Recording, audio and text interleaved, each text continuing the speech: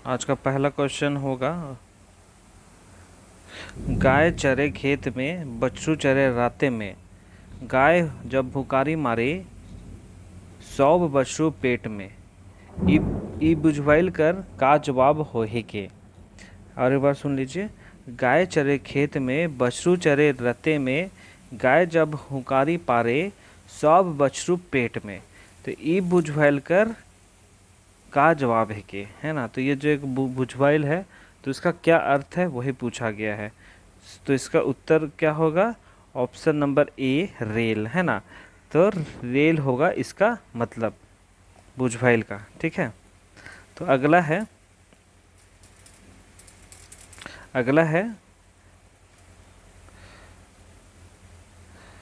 कैर के जीत कही के ना जीत का है के, है ना। तो ये भी यही पूछ रहा है कि कैर के जीत कह के ना जीत का है के, ये मुहावरा है, कहावत है, क्या चीज़ है? तो इसके बारे में पूछा जा रहा है। ठीक है। तो इसका आंसर होगा ऑप्शन नंबर सी, कहावत। तो ये जो है ये कहावत के अंतर्गत में आएगा। ठीक है। अगला क्वेश्चन है, नुनु बुचू नुनु माय गेलो पेटिया, लाइन देतो गोपो, घर में खाबे ठेपो, कौन मधे गीत है के, है ना। तो ये जो है ये एक गीत है। नुनु बुचू नुनु माय गेलो पेटिया, लाइन देतो गोपो। तो ये एक गांव में गाया जाने वाला गीत है। तो ये किस प्रकार का गीत है यही पूछा है। ठीक है। तो यहाँ पे क्या है ऑप्शन? खेल गीत है, डमकच है, फगुआ है, लोरी है। तो ये क्या है? ऑप्शन नंबर डी, लोरी, है ना। बच्चों को सुलाने के लिए इस प्रकार के गीतों का प्रयोग किया जाता है। ठीक है। तो हम लोग अब आगे देखेंगे। आज आप लोगों को थोड़ा परेशानी हो रहा होगा, पर आज मौसम इतना ख़राब है कि बिजली भी नहीं है, तो जिसके कारण से मुझे टाइप करने में परेशानी हुई। तो अगला क्वेश्चन है, वाणी कर शोभा साहित्य और साहित्य कर शोभा का है के। वाणी कर शोभा साहित्य और साहित्य कर शोभा का है के, है ना। गीत होगा, कविता होगा, नाटक होगा या कहानी होगा। तो इसका आंसर होगा ऑप्शन नंबर सी, नाटक। ठीक है। अगला क्वेश्चन है, भूतकाल, वर्तमान काल और भविष्यत काल में क्रमशः कौन प्रत्यय धातु में लगेला। एक मिनट, बहुत दिक्कत हो रहा है।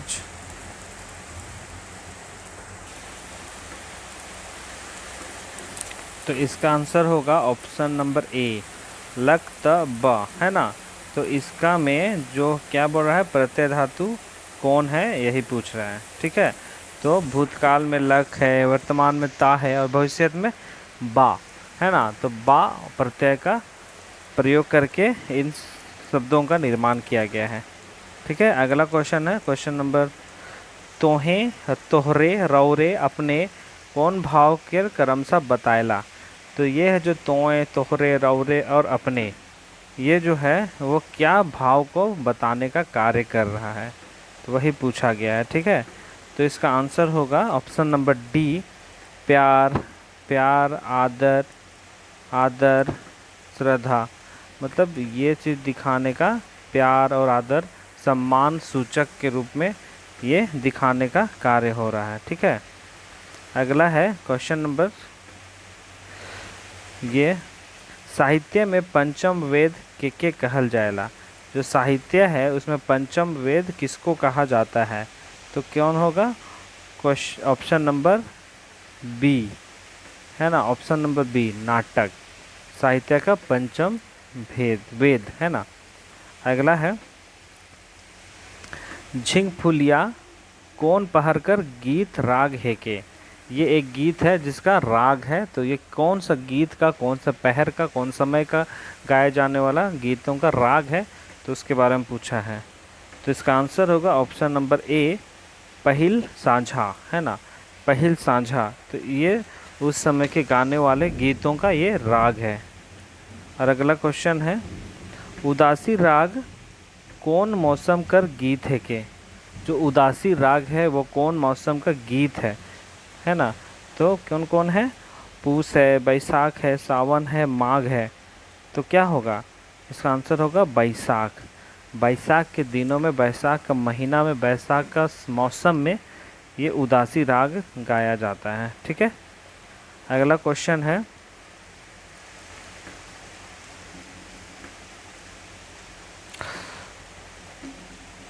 ईसन ठावे बैठ की केहू ना कहे उठ, ईसन बात में बोल की केहू ना कहे झूठ का हेके, है ना।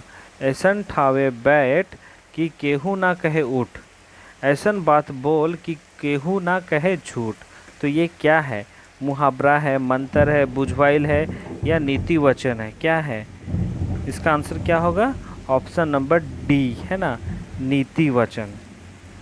ऑप्शन नंबर डी, नीति वचन। ठीक है, ये चीज़ को भी कंफ्यूजन करने वाली बात होती है कि मुहावरा है, कहावत है, बुझवाइल है, माने ये सब को ध्यान देना है, ध्यान से पढ़ना है, समझना है कि ये बुझवाइल में आएगा, कहावत में आएगा कि किस में आएगा, है ना। अगला क्वेश्चन है, जोग देख मुहावरा कर सुपट जवाब का होई, है ना। जोग देख मुहावरा कर सुपट जवाब, तो माने ये जो एक मुहावरा है उसका रिटर्न में आप क्या जवाब दे सकते, सुपट माने एकदम अच्छा रिप्लाई, है ना, क्या हो सकता है। तो इसका आंसर होगा सम्मोहित करेक, है ना, सम्मोहित करेक इसका आंसर होगा। ठीक है, अगला क्वेश्चन है, नागपुरी खंड वाक्य मध्य नहन जी कर रचल कौन किताब है के, है ना। नागपुरी खंड काव्य मध्य नहन नहन जी कर रचल कौन किताब है के, तो इसमें से कौन सा किताब है पूछ रहा है। ठीक है, कौन सा किताब है जो नहन जी के द्वारा रचा गया है, लिखा गया है ना। तो इसका आंसर क्या होगा, option number D, Mewar Kesari. ठीक है, जो मेवाड़ केसरी एक महाखंड काव्य है जो नागपुरी में है और जिसकी रचना नहन जी द्वारा किया गया है। ठीक है, अगला है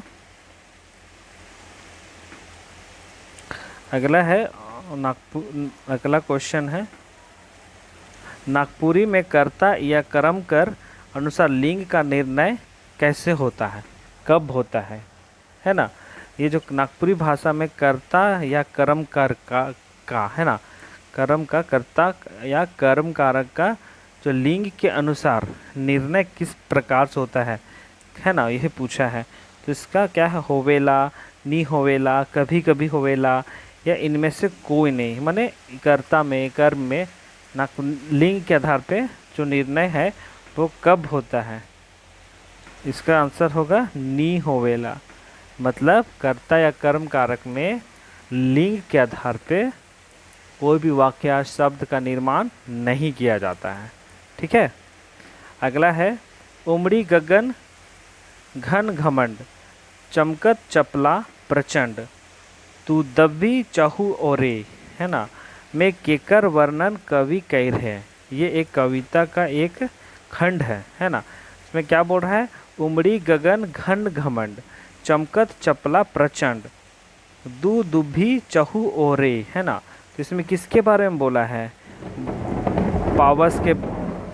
पावस के बारे, वसंत के बारे, शिशिर के बारे, या फिर हेमंत के बारे, किसके बारे में बोला है। तो इसका आंसर होगा ऑप्शन नंबर ए, पावस के बारे, है ना। पावस के बारे में इस कविता का एक खंड है, इसके बारे में कवि कहना चाह रहा है। ठीक है, अगला है, सर्वनाम कर कितई भेद है नागपुरी भाषा कर आधार पे। हम लोग को ये देखना है क्योंकि हिंदी के आधार पे कुछ अलग हो सकता है, नागपुरी के आधार पे कुछ अलग है। तो इसका कितना भेद है, ऑप्शन नंबर सी 7 गो भेद है ना, 7 गो भेद है नागपुरी भाषा के आधार पे। तो हमें ये देखना है। ठीक है, तो आज हम लोग इतना ही देखेंगे। तो सबसे पहले मैं माफ़ी चाहूँगा आप लोगों से कि आज आप लोगों को पीडीएफ के थ्रू मुझे पढ़ाना पड़ा, थोड़ी मुझे भी परेशानी आ गई थी, तो इस बात को हम समझिएगा। तो आज हम लोग इतना ही देखते हैं, फिर हम लोग कल फिर आएंगे। तो आप लोग बने रहे जेके स्टडी के साथ, और फिर से मैं माफ़ी चाहूँगा आज के इस प्रेजेंटेशन के लिए। आप लोग बने रहिए जेके स्टडी के साथ, अच्छी रीति से पढ़ाई कीजिए, अपने घरों में रहिए, सुरक्षित रहिए और अपना ध्यान दीजिए। बहुत बहुत धन्यवाद।